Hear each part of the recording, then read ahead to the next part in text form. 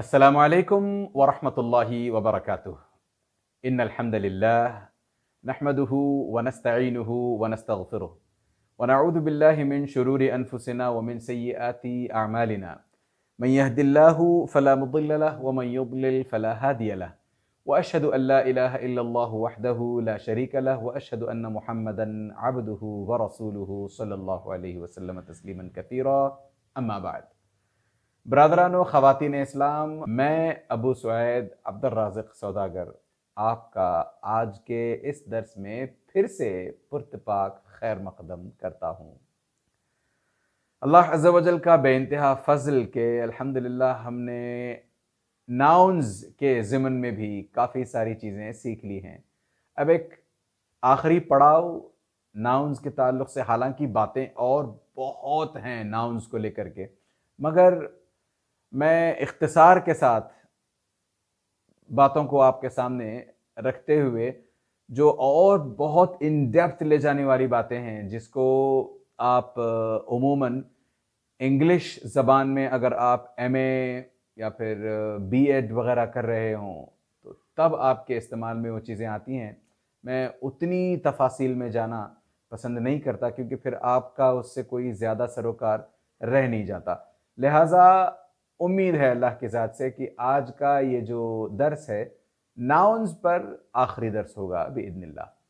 आज हम वैसे अनकाउंटेबल और काउंटेबल नाउन्स पर बात करने वाले हैं, जिस पर हमने हल्के से ब्रीफली पहले भी बात की हुई है, मगर आज इंशाअल्लाह ताला हम उसको पूरी तफसील के साथ आपके सामने रखते हुए सारी बातें उसको इस्तियाबन आपके सामने बल्कि रखने की कोशिश करेंगे। देखें, अंग्रेज़ी ज़बान में कुछ ऐसे अल्फाज होते हैं जो काउंट नहीं किए जा सकते, जिनका शुमार नहीं हो सकता, जिनको शुमार करने के लिए आपकी ये उंगलियां काम नहीं आती। मैं ये नहीं कह रहा हूं कि उंगलियां नाकाफी होती हैं, बल्कि मैं कह रहा हूं कि उंगलियों पर आप इनका शुमार नहीं कर सकते। वहीं कुछ ऐसे अल्फाज यकीनन, बल्कि काफी सारे ऐसे अल्फाज हैं जो आप उंगलियों पर गिन सकते हो। 2 अंडे, 2 एग्स आपने कह दिया, 5 पेन्स, 10 स्टूडेंट्स। अब अगर आप उंगलियां आपको काफी ना हो, आप शुमार लिख कर करें 100 सोल्जर्स, ये भी ठीक है। तो ये ऐसी चीजें हैं जिनको आप इस्तेमाल करते हुए काफी सारी चीजों को दूसरे मानों में नजरअंदाज कर देते हो कि आपने जब 100 कहा तो उसके आगे आपने प्लूरल का सिगा लाया था, और जब आपने एक कहा तो आपने उसके आगे अ लाया था, अ पेन कहा, एन एप्पल कहा तो एन लाया आपने उसके सामने। ये सारी चीजें काउंटेबल नाउन्स के साथ पेश आती हैं, ये मुआमलात काउंटेबल नाउन्स के साथ होते हैं। रही बात अनकाउंटेबल नाउन्स की, देखिए मैंने अनकाउंटेबल नाउन नहीं कहा, मैंने अन को हल्का सा प्रोनाउंस किया, काउंट को खींच करके प्रोनाउंस किया क्योंकि स्ट्रेस वहां पड़ती है। खैर ये बात स्ट्रेस की थी। तो जहां तक अनकाउंटेबल नाउन्स की बात है, उसमें होता यह है दरअसल कि आप उसमें अ, एन, इस तरह के अल्फाज इस्तेमाल नहीं कर सकते। और वहीं कई सारे ऐसे अनकाउंटेबल नाउन्स होते हैं जिनके आगे आप एस भी नहीं लगा सकते। ये आपको सीखना है। इसी वजह से मैंने सोचा कि आज के दर्स में आपके सामने मैं काउंटेबल और अनकाउंटेबल नाउन्स के ताल्लुक से जितनी तफसीलात आपको फायदामंद हो वो ले आऊं। तो मैंने यही वजह है कहा था कि जब हम काउंटेबल नाउन्स का इस्तेमाल करते हैं तो थोड़े से गाफिल दूसरे मानों में हो जाते हैं, हमें जैसे बोलते हैं ना बेधड़क इस्तेमाल कर लिया, वैसे हो जाते हैं। वहीं जब हम अनकाउंटेबल नाउन्स की तरफ आए तो हमें थोड़ा सा मुहतात होना पड़ता है। जैसे मैंने अभी कहा कि अगर आप अनकाउंटेबल नाउन इस्तेमाल कर रहे हो तो उसके आगे आप अ का इस्तेमाल नहीं करते, एन का इस्तेमाल उमूमन नहीं होता, और उसको प्लूरलाइज भी आप नहीं कर सकते। वहीं जहां पर काउंटेबल नाउन्स आपको हाउ मैनी के बारे में बताते हैं, दोनों क्वांटिटी पर बेस्ड हैं, दोनों के दोनों में क्वांटिटी ही आती है, कमियत ही आती है, कैफियत की बात नहीं कर रहा मैं। दोनों के दोनों में, काउंटेबल में भी और अनकाउंटेबल में भी, दोनों के दोनों में कमियत ही का मसला होता है। मगर एक में यानी काउंटेबल नाउन्स में होता यह है कि आप हाउ मैनी का आंसर पाते हो, कितने। ठीक है। उर्दू में फिर कितना ही होता है वो, दोनों सूरतों में भी। तो अगर आप उसको अंग्रेजी ही से याद रखें तो ज्यादा बेहतर होगा कि जब आप हाउ मैनी कहो तो उसके जवाब में काउंटेबल नाउन के हिसाब से आपका जवाब आएगा। मिसाल के तौर पर जब आपने कहा how many students were there in the class, class में कितने तलबा थे, आपने कहा 20। काउंट नहीं किया अलग बात है, मगर काउंट करके आपसे कहा गया कि बताओ, तो आप काउंट कर पाते हो उनको। यही मसला है कि आप आसानी से उनको काउंट कर पाते हो। 20 थे, 200 थे, जितने भी थे, आपने नंबर बताया। तो जब भी आप काउंटेबल नाउन्स की बात करें तो उमूमन उसमें हाउ मैनी का आंसर पाया जाता है। आपके पास कितने रुपए हैं, how many rupees have you got, 500, 1000, 10,000। आपने फिर से काउंट करके बताया। वही मैं इसी चीज को, यानी रुपीज अभी मैंने कहा, इसी चीज को अगर मैं मनी का नाम दे दूं, आपके पास कितनी रकम है, तभी आप कहें 500 रुपए, तो दोनों सूरतों में आपका जवाब वही है।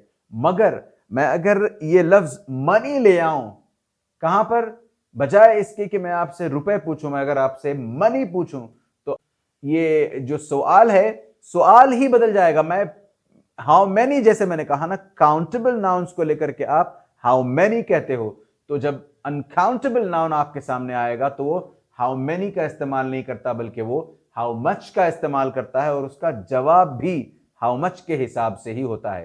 तो how many rupees do you have, या फिर how much money do you have, how many money do you have, गलत है, ठीक है ना।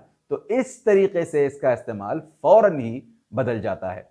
तो इन चीजों को खास तौर से आपको ध्यान में रख के अनकाउंटेबल नाउन्स का इस्तेमाल करना पड़ेगा।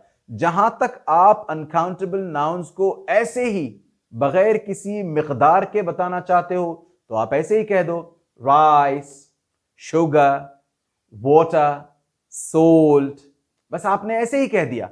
मगर जब आप इनकी मिकदार बताने लगो तो आप कहो अ bit of salt, a bit of, a spoonful of salt, a spoonful of sugar, या फिर a liter of water, a can, a jug of water, a bottle of milk, ठीक है ना, a cup of tea।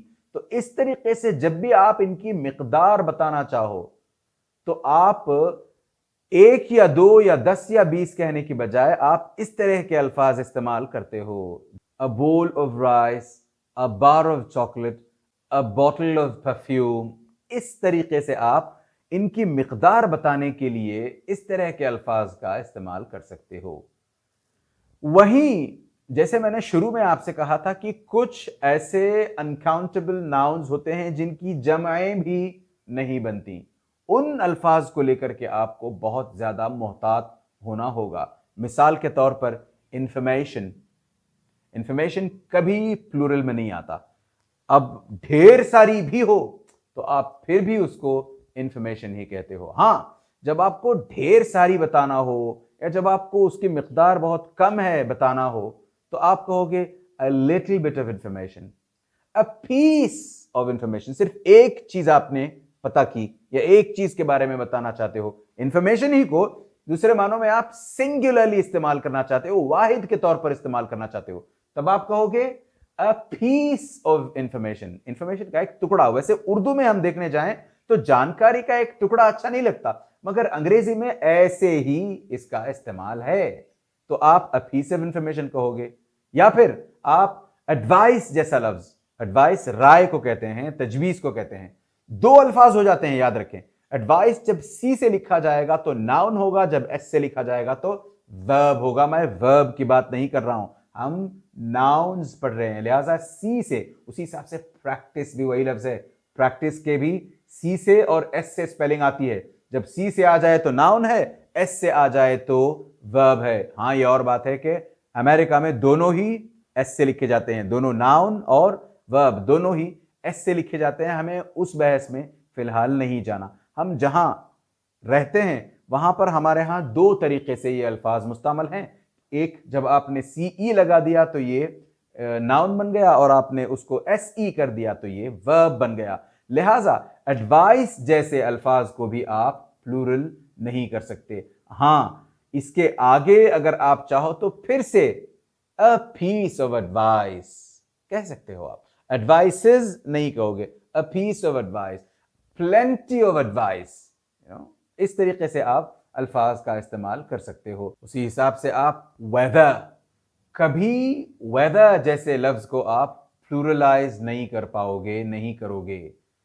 Weather हमेशा ही singular रहता है। उसी हिसाब से न्यूज, देखने में तो वो एस लगी हुई है, पहले से एस लगा हुआ है उसको, तो आपको थोड़ा सा अचंभा हो कि ये तो पहले से एस लगा हुआ है तो शायद इसको हम प्लूरल इस्तेमाल करते हैं। नहीं, ये है सिंगुलर और इसका प्लूरल नहीं आता। उसी हिसाब से है, हेयर का उमूमन प्लूरल नहीं आता।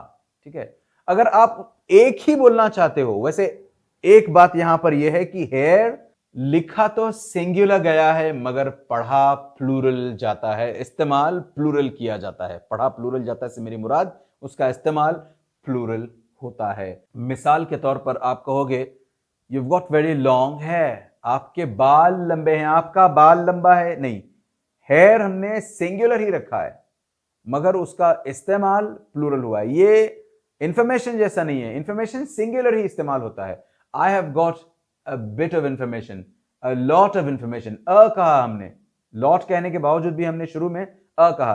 तो ये चीजें आपको बतलाती हैं कि ये सब सिंगुलर हैं, इनकी प्लूरल नहीं बनती। वहीं पर हेयर एक ऐसा लफ्ज है जो है तो सिंगुलर, उसकी प्लूरल भी नहीं बनती मगर साथ साथ वो हमेशा प्लूरल इस्तेमाल होता है, सिंगुलर इस्तेमाल नहीं होता।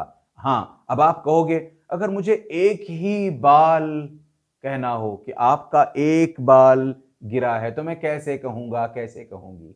स्ट्रैंड ऑफ हेयर कहते हैं। अगर एक ही मुराद हो स्ट्रैंड कहते हैं, या अगर चंद मुराद हो, दो चार बाल आपको किसी के मिल गए, दिखाई दे गए, तो a few strands of hair, a few strands of hair कहा आपने। तो इस तरीके से जब आप गिनती करना चाहते हो तो हेयर के ताल्लुक से ऐसे करते हो, वरना फिर आप जैसे मैंने कहा अभी जुमला she is got long hair, वो उसके बाल बहुत लंबे हैं, प्लूरल इस्तेमाल होता है। तो ये थी अनकाउंटेबल नाउन्स के ताल्लुक से कुछ जानकारी। वहीं एक लफ्ज फर्नीचर, फर्नीचर नहीं, फर्नीचर भी एक लफ्ज है जो उमूमन ऐसे ही इस्तेमाल होता है। they've got a lot of furniture, they've got no furniture, उनके पास कोई फर्नीचर नहीं है, उनके पास बहुत सारा फर्नीचर है। फर्नीचर्स कभी नहीं होता। तो इन तमाम चीज़ों का ख्याल रखते हुए आप इंग्लिश का इस्तेमाल करें। यकीन माने मेरी बात का, आपकी इंग्लिश से लोग बहुत मुतासिर भी होंगे और आपकी इंग्लिश के लोग दूसरे मानों में शैदाई हो जाएंगे। वो चाहेंगे कि आप बताएं उन्हें कि आपने अंग्रेजी कहाँ से सीखी है। उस वक्त लेवस का नाम लेना ना भूलें और हमारे बारे में बताना ना भूलें। अल्लाह से दुआ करते चलें कि अल्लाह अज़्ज़ा वजल हमें इस दुनिया में जब तक रखे, कलिमा तौहीद पर रखे, दीन इस्लाम पर रखे और सुकून अता किए रखे, और जब हमारा खातिमा अल्लाह अज़्ज़ा वजल फरमाए तो कलिमा तौहीद पर खातिमा फरमाए। आमीन या रब। वसल्लल्लाहु अला नबीना मुहम्मद व अला आलिहि व सहबिहि अजमाइन। अस्सलामु अलैकुम व रहमतुल्लाहि व बरकातुहू। सुब्हानकल्लाहुम्मा व बिहम्दिका अशहदु अल्ला इलाहा इल्ला अंता अस्तगफिरुका व अतूबु इलैक।